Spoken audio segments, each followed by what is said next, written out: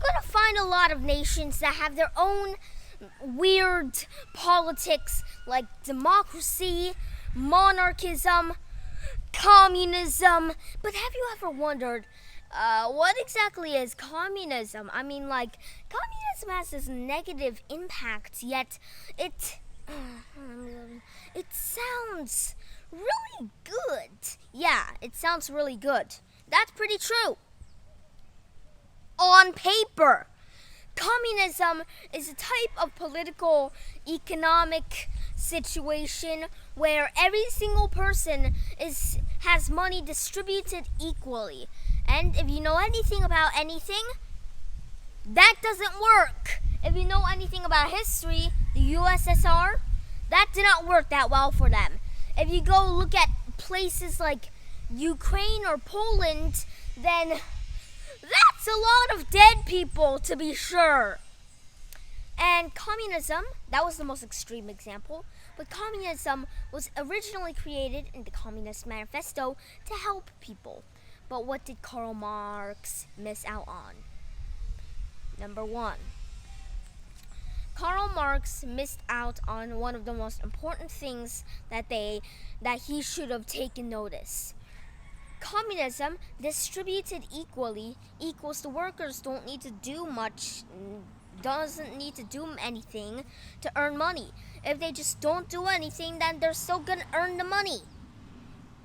So yeah, if they're still earning the money, but they don't actually do anything productive, do you know what happens? Then no money flows to the government, and the money cannot go to the workers, and the workers will strike and create communism, and then it'll do the whole thing again. Haha, really cool. Another thing about communism is that, you see, there's this big loophole that everybody keeps on doing. You see, Karl Marx doesn't say every single person needs to get equality, and equality put together. Equality is basically saying, like, if there was a full-grown man, a 6-year-old child, and a baby, they would each get one box to stand on so that they can look over the fence. That's not that equal, but equality is something else. Each one will have the amount that they need to do that. Karl Marx said he wanted both, but he was pretty vague. And do you know what vague situations mean? Conquest. Now, what the communist dictators like to do in order to get around this loophole is to, one piece of bread, cut it up, and all of it except for one slice goes to the government, and the rest goes to everybody. That's communism. That's basically what Marx said. Yet Marx wrote it a little too vague. Stop trusting German politicians who lived at the time where Google wasn't even a thing. Wait, what? Communism was only mostly used before Google? That's a minor nuisance. And of course, communism is actually a pretty good thing. In your mind, on paper, or in words, it sounds pretty good. When it's put in action, though, like I already said once, it just fails. That's just what vague situations come out into. Bad situations. If it's vague, then that is ripe for conquest. It's easy.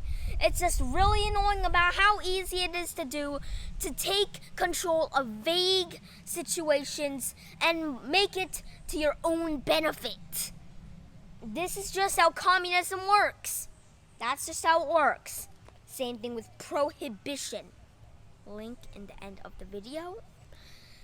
And of course, but communism, without communism, we would not have known the history that we know already. The 20th century, link in the end of the video.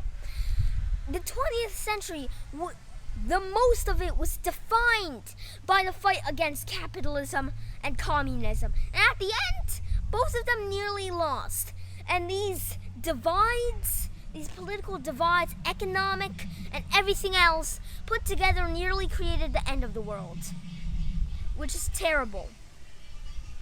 Communism and capitalism, these two things, they are precisely what mostly cause the suffering in the world. Capitalism, revolts. Communism, what did communism cause? Terrible economy. And terrible economy creates revolts, which then creates capitalism, which then turns into revolts, which then turns into communism.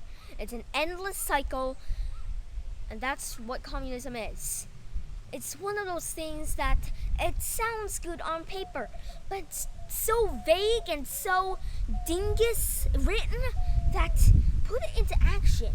And a quote from me a few days ago, it just fails.